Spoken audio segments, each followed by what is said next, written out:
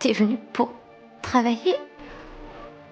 Tout ça, c'est parce qu'au fil du temps passé avec Devi, Paxton aussi s'est mis à changer, petit à petit. Pour la première fois, il est même sorti de sa zone de confort, et s'est inscrit à un devoir bonus en classe. Oh oui, Paxton, vous pouvez aller aux toilettes. Non, c'est pas ça. Je voudrais faire l'exposé pour les points bonus. Comment? Oh! Je veux dire, c'est merveilleux, je m'y attendais totalement.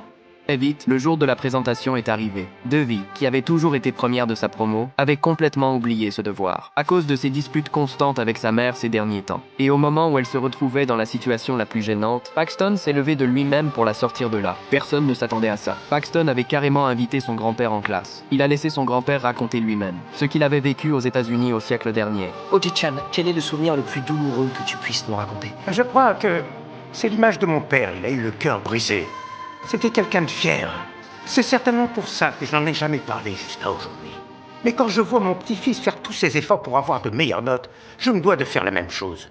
Son témoignage a touché toute la salle. Et pour la première fois, Paxton a vraiment reçu les applaudissements de tout le monde. Mais une fois rentrée chez elle, les soucis de Devi étaient toujours là. C'est justement à ce moment-là qu'elle a reçu un message de Paxton. Et la seconde d'après, Paxton est apparu sous la pluie.